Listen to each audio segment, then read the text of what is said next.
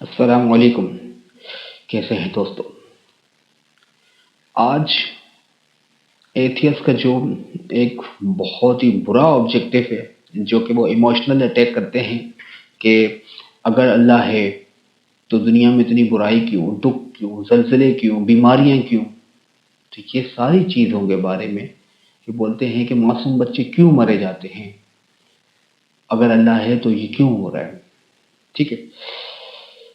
پھر وہ کہتے ہیں کہ اللہ قادر ہے، مطلب آل پاورفل ہے، وہ چاہے تو وہ روک سکتا ہے مگر وہ روک نہیں رہا. ٹھیک.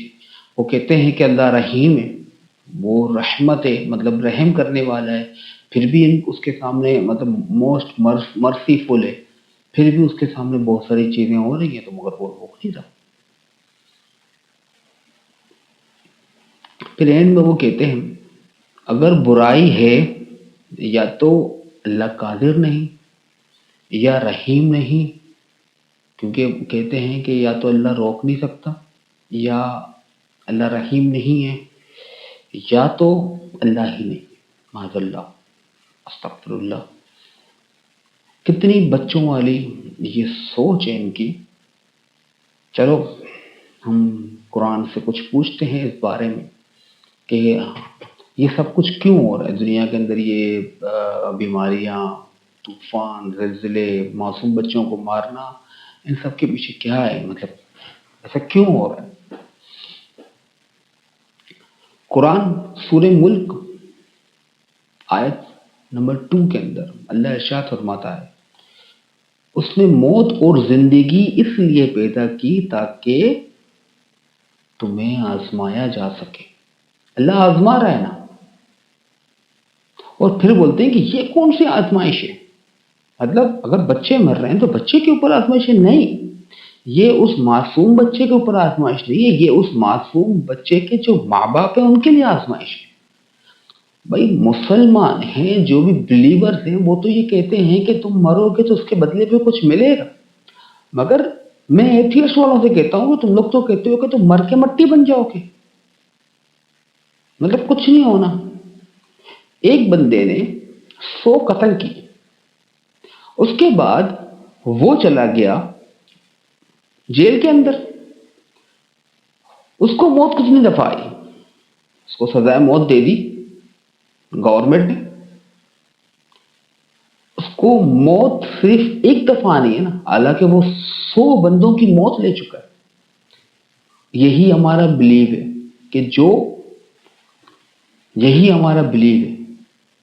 کہ جو گناہ کرے گا اس کا پورا پورا اس کا بدلہ ملے گا.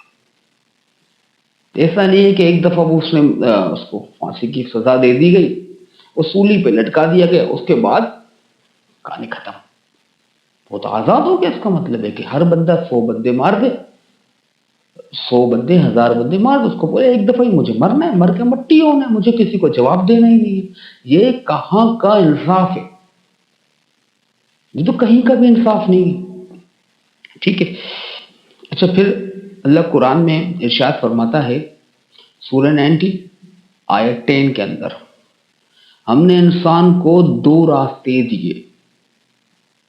ہم نے انسان کو 2 راستے دکھا دیے. اب 2 راستے کیا ہے؟ ایک ایول کا، مطلب ایک برائی، اور ایک صحیح راستہ. یہ انسان کو فری ول ملی گئی ہے، اور یہ فری ول ہی سب سے بڑی پاورفل چیز ہے. اب انسان کے ہاتھ میں ہے، کیا تو وہ برائی کا راستہ اختیار کرے، بچوں کو مار دے، قتل کر دے، ماں باپ کے ساتھ برائی کرے، یا تو کسی کے ساتھ اور برائی کرے، یا تو وہ نیک بن جائے، لوگوں کی خدمت کرے، بے روزگاروں کو روزگار دے، کوئی کسی کے پاس کھانا نہیں ہے تو اس کو کھانا کھلا. تو یہ ساری چیزیں انسان کر رہا ہے. ایک ہی انسان، مطلب کیٹیگری ایک ہی ہے، اس کے اندر 2 شاخ نکلتی ہے، ایک برائی کی اور ایک صحیح کی. اب میں تم لوگوں سے سوال کرتا ہوں ایتھیسٹ والوں سے کہ یہ ان برائیوں کو، جو برائی کر رہے ہو ان کو پکڑو نا، ان کو بولو کہ بھئی یہ برائی کیوں کر رہے ہو، نہ کہ اس برائی کے پیچھے تم لوگ خدا کا انکار ہی کر دو کہ خدا ہی نہیں ہے. یہ کیسے ممکن ہے؟ مطلب جو غلط کر رہے ہیں آپ اس کو کہو گے یا تو سب کو غلط کہہ دو گے. اچھا پھر یہ لوگ کہتے ہیں چلو بھائی یہ تو فری ول انسان کے ہاتھ میں ہے کہ انسان اچھائی برائی کر دیتا ہے. مطلب برائی کر رہا تھا ہم نے انسان کے اوپر وہ کر دیا کہ بھائی یہ انسان ہی برائی کر رہا ہے. تو تم لوگ کہتے ہو کہ کیونکہ فری ول اللہ نے دے دی تو اب اللہ فورس نہیں کر رہا. کیونکہ اگر اللہ اب فورس کرے گا، ٹھیک ہے، فورسفلی اللہ چاہے تو ہر بندہ مسلمان بن سکتا ہے. پیدا ہونے کے بعد سے لے کر مرنے تک وہ مسلمان ہو سکتا ہے. اسے سارے رپورٹس ہوں گے، پھر امتحان کا کیا لینا دینا، پھر تو کوئی مقصد نہیں آ رہا. بھائی ایگزام کے اندر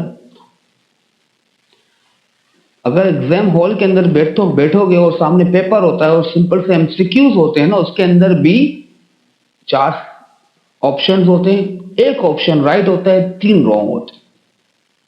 اب اس کا مطلب یہ نہیں ہے کہ جس نے یہ پیپر بنایا اس کو سوال ہی نہیں آتا تھا. یہ کہاں کا لاجک ہے؟ اچھا اب یہ لوگ کہتے ہیں کہ چلو بھائی یہ تو انسان کی بات ہو گئی، تو جو یہ زلزلے آنا، سیلاب آنا، یہ کیا ہے؟ بیماری آنا، یہ کیا ہے؟ اللہ تعالیٰ نے قرآن کے اندر سورہ 30 آیت 41 کے اندر ارشاد فرمایا، زمین اور سمندر میں فساد ظاہر ہو گیا انسان کے عمل کی وجہ سے.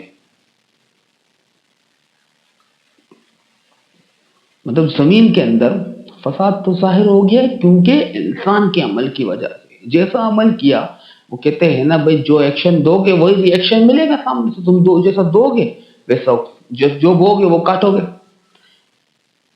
میں نے بویا بیکار ہے اور امید رکھ رہا ہوں کہ مجھے اچھا پھل ملے گا. کیسے ممکن؟ اور پاسبل ممکن تو نہیں ہے نا یہ.